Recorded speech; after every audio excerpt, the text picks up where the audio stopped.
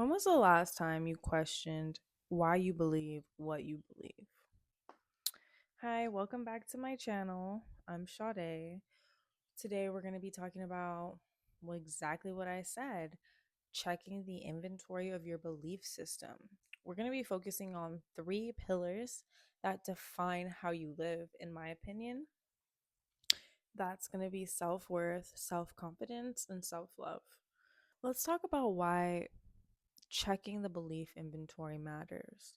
Since we're being taught how to be, how to act, and how to take care of ourselves and how to go about, showing up as ourselves throughout the world. A lot of our beliefs are passed down from our parents and from the people that raised us, which is very obvious, I think. Um, it's important to really understand, though, that our beliefs act like filters for how we experience ourselves and the world. Our beliefs are what are going to allow us to have the life that we want to have and actually reach the levels of success that we dream of. If we don't really believe that we can do that, we will never be able to do that. Older negative beliefs can silently sabotage your growth if you're not checking them, because you can be wanting to reach this fitness goal, but in the back of your mind, you might be having the belief that the weight that you carry is generational. You may have some type of belief that was put into you that tells you otherwise, that you won't be able to lose the weight, or you're not, you don't you're lazy, or whatever the case is. um Sometimes we don't really realize that we've been holding on to these beliefs throughout our life, and that's why we can't actually reach the level of success that we want. Defining your self-worth is kind of hard because I feel like self-worth is different for everyone. In my opinion, your sense of inherent value is not based on achievements, looks, or validation, right? And I think your sense of self-worth, people, especially in this day and age, in this society, people get very caught up in the physical reality, the 3D reality that only you can see with your eyes. And people want to use that as a measurement of self worth. And I kind of feel like that's just not realistic to living a happy life, to living a truly happy life, a truly joyous life, a truly harmonious life. Some of the common beliefs that I think are important to challenge are like, when you think I'm only valuable if I succeed, I have to earn love and respect. I have to work hard. I have to sacrifice in order to reach the goals that I want to reach. I have to sacrifice my happiness. I have to sacrifice my self respect. These are beliefs that we should be questioning. Like, where did I learn this belief from? Does this belief honor my inherent value, or does it diminish it? I think it's important to really sit down and think, like, what do I tell myself on a daily basis that is not allowing me to feel the best, to reach my highest potential? What am I telling myself? Sometimes for me, I realize that I'll wake up in the morning and my mind will already be on go. Oh, I have to get this done. I have to do this. Nope. I have to retrain my mind. And that comes from survival, that comes from coming from a place where things had to be done in order to survive. And if you didn't get things done in a certain amount of time, then that could have been a matter of life or death. So I think sometimes it's really important to really like give yourself the space to reflect and think, where can I create more pause? Where can I create more, yeah, just pause where I can like slow down, ask myself, why am I doing this? Why am I thinking this? Ever since I realized like the first thing on my mind is what I want to do, what I need to get done, I started to start praying. As soon as I start to like open my eyes, Thank you, God, for this day. Thank you, God, for the roof over my head. Thank you, God, for this bed. Thank you, God, for the sheets. Thank you, God, for my pillows. Thank you, God, for everything, like literally my puppy, the food in my fridge. Thank you, God, for my job. I'll just start to pray and start thanking God for everything, because in that is guaranteed to actually have me in a better mood than sitting there and starting to stress about all the things that I need to get done for the day. For sure. I think it's important to practice affirmations on a daily basis to help reprogram your mind. Telling yourself something as simple as, my worth is unconditional. My worth is not attached to what I do or do not do. Something that I would recommend as a journal prompt is, evidence of my worth today was, and evidence of your worth should not have to do with what you spent your money on. It should have to do, well, look, everyone's different, but I will say that it's important to think about the ways in which you take care of yourself. How did you show yourself you were worthy of love, of attention, of care? Something as simple as waking up, taking a shower, washing your face, brushing your teeth, going to the gym, making sure you eat breakfast, lunch, and dinner. These are things that are really showing you're showing yourself you're worthy. You're showing yourself that you are worthy of loving yourself, just because you're here. So the first pillar was self-worth. The second pillar is self-confidence. So I define self-confidence as the trust you have in your own abilities and judgments. Common beliefs to challenge within this are the belief, I can't trust myself to make good decisions. Oh my gosh, I know so many people, women especially. Oh my gosh, women especially. We have this problem with thinking we don't know how to make good decisions. We know how to make great decisions, okay? The world is constantly trying to manipulate us into thinking we don't know how, we can't think, we can't do. That's all lies. All of those are lies. Anyways, moving on to another common belief to challenge is, others know better than me. Raise your hand, comment, like, if you or someone has a very tough time making a decision for yourself, to the point where you're always asking people, what should I do, how should I do this, what should I do for this, what do you think I should do with this? I am not judging you, because I want you to know that you are worthy of making the decision for yourself, and you know what's right for yourself. You know what's right for yourself. You don't have to be afraid to make the right decision. The right decision is so ingrained and deep inside of you that if you just quieted your mind and you allowed yourself the space to say, I trust myself, I love myself, I'm going to put myself in the best places possible, you will no longer need the validation, and you will no longer need the opinions of others to make the right decision for yourself. You never did. You never did. But I understand why it might feel scary. And I understand why you might be hesitant. But I just want to empower you to know that you have the answers within you, and you do not need anyone else's validation. Self-inventory questions that I would ask myself are, when did I start doubting myself? When was the last time I started to when did I start actually doubting myself? Because for me, I feel like self-doubt entered probably within adolescence. But it's interesting because, yeah, there are times where, yeah, as a kid you feel that self-doubt coming in, right? But before that time, you were fearless. You felt like you could do anything. You felt like you could accomplish anything.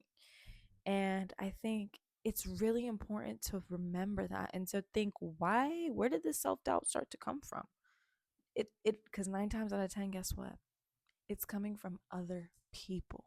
Other people are putting their doubts onto you, and then you're inheriting them. Not okay. Another question: what past wins am I ignoring? Because sometimes you need to remind yourself of the ways in which you've taken care of yourself. You've shown up for yourself and others. You've shown your capacity to make good decisions, to put yourself in the right predicaments.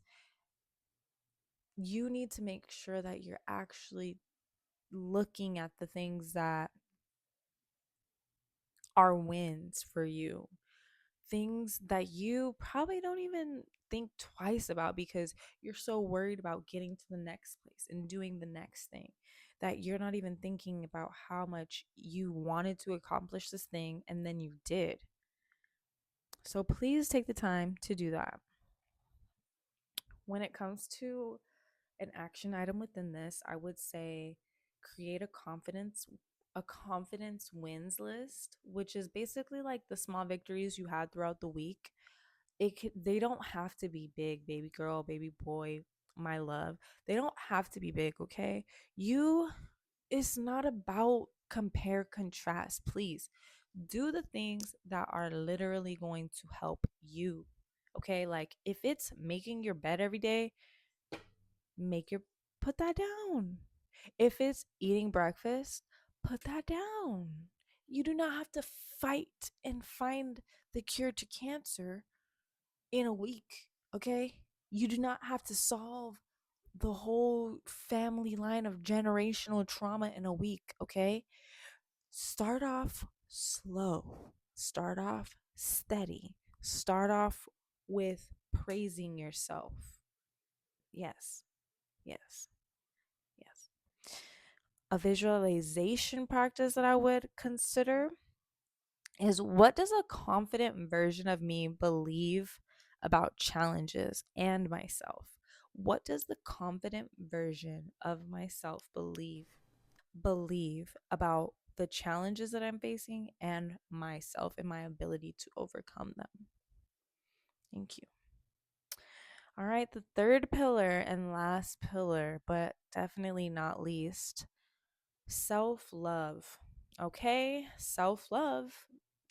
Let's define it: the way you treat yourself emotionally, mentally, and physically. Common beliefs to challenge. So, common beliefs to challenge around self love would have to do with, I don't deserve good things. This is a common one. I think people are reluctant to admit that they feel this way about themselves, but you think it.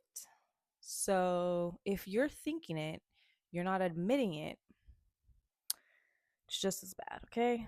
It's okay to one, not understand where these beliefs even have come from, to be honest. And I wouldn't even spend so much time thinking about the root. To be honest, what is that going to help with? It doesn't really help with much. It's about how are we going to transmit this energy into something that actually makes me feel good, something that actually is helpful, beneficial to me.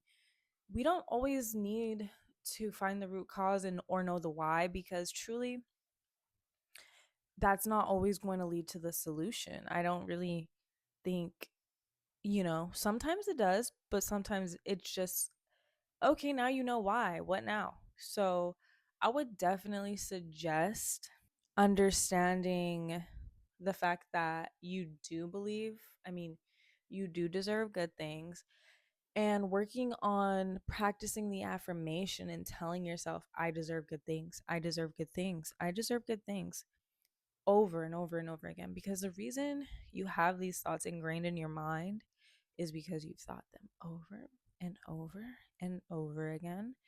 And maybe you've even been around people who have thought and said these things. And when you continue to practice the affirmations, you will not only change your brain, you will change the people around you. You will not have the same people around you because your vibration is not going to match. It just won't match anymore. Another belief to challenge is this is a good one. This is like, yeah, like this one is like really something that I identify with. Okay, let me just say it. Being hard on myself is how I grow. Please comment, like, let me know if you or someone you know thinks this way, because I have believed, I was once a victim of this thought pattern. And I thought, if I'm hard on myself, I will be able to grow. I will be able to reach an unimaginable success. I will be able to get, but you know what? Being hard on myself only made me sad, only made me feel shame and guilt, only made me feel not good enough. And sometimes my mom would tell me growing up as a kid, I don't need to be hard on you because you're so hard on yourself already. And so, and it's true. I've always been very hard on myself because I've always wanted to be perfect, right? But at a certain point, I realized in college, actually, that being hard on myself was not going to get me to the peaceful, loving, healthy, harmonious relationship that I want with myself. With myself. I think it takes a lot of courage and honesty to be able to bear the truth that the relationship you have with yourself needs to be better. Most of us need to have a better relationship with ourselves. And I think it's just about softening yourself. Soften the ways in which you feel so strongly and repulse. Soften that repulsion. Please soften it, because it's not that serious. It's not that deep. Resistance is not the way to get to where you want to go.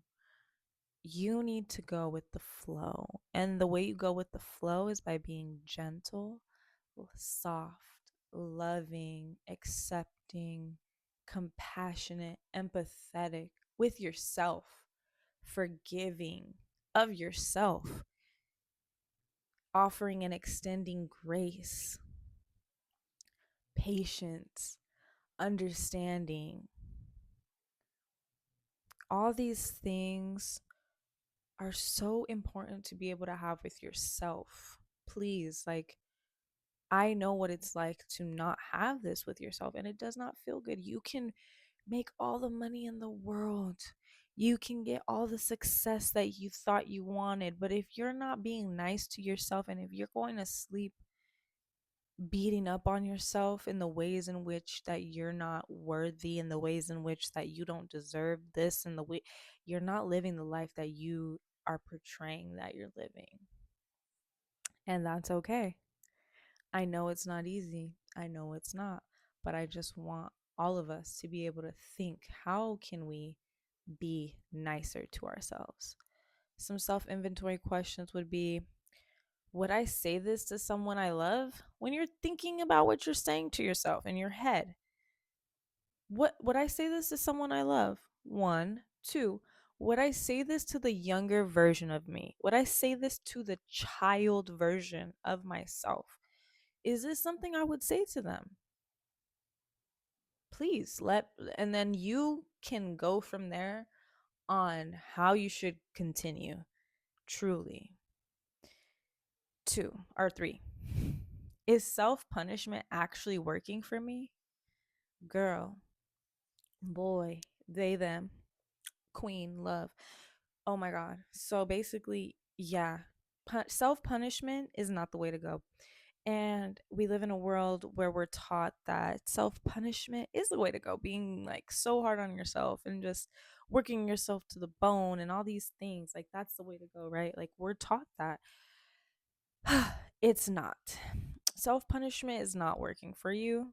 You're hurting yourself and you're isolating yourself and you're cutting yourself off from the world and the people that truly love you and see you for who you are.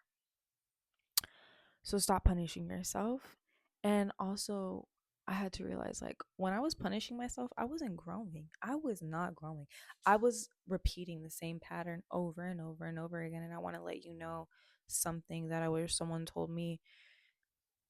When you punish yourself and when you're hard on yourself, you're not going to change. You're going to continue to make the same mistakes over and over and over again. It is only until you say, I love myself and I forgive myself for making the mistakes, and I'm going to slow myself down before I make decisions. And I'm going to know that I love myself enough to put myself in safe positions and positive positions. You have to kind of practice these things. I had to practice them to get to where I'm at today. And it's not easy, and it's not I can't cuss. It's not a freaking walk in the park. So I'm not saying that it is. And I'm just telling you, like, look, we got to fix it. We got to get better, because I know that if you want to have kids, even if you don't want to have kids, if you have younger siblings or nephews or nieces and cousins, the generation that's going to come after you need to be able to be a good example for them. It doesn't matter if you're going to have kids of your own or not. You're going to be influencing children throughout your life. And if you're going to be influencing children, influence them to be good. Influence them to be good and love them, no matter who they are and where they come from. And I'm saying this because we were all children once. That's why we're right here where we're at now, right? I'm just saying, some people don't realize that, like, you have, when you reconnect with your inner child, when you're nice to a child, you're healing your own inner child. When you grow and work on yourself, you're healing the child inside of you that needed that in that moment long ago. So don't give up on yourself, please. So, some action items for self love would be to create a self love menu. Small things that nurture you emotionally, okay? Self love menu. For me, something I would put on my self love menu would probably be like weekly baths. I love baths. What else? Oh, yeah, journaling. Probably cuddling with my puppy, because that definitely gives me like a lot of emotional release. Making sure I'm working out, because moving my body helps me release emotionally, and journaling, because that definitely helps me release my emotions and just process and reflect. So that's kind of the things I would put on mine. Another thing that you can do is practice self compassion in moments of failure instead of criticism. Let me say that again. Practice self compassion in moments of failure instead of criticism. Yes.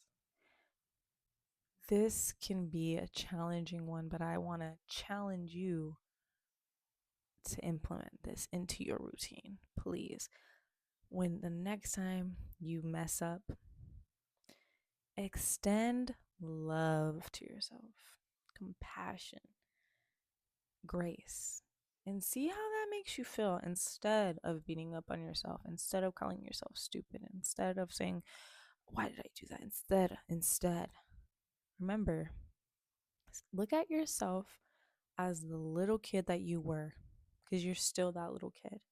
And that little kid deserves so much love and patience and understanding. And every time you're yelling at yourself, you're yelling at them. So, last but not least, I think it's really important to understand that, like, this is not a one time thing. This is something that we have to continuously work on and practice, you know? And I think it's important to know that, like, it's okay to mess up, it's okay to revert, because we can always move forward. It's okay. Don't be so hard on yourself, please.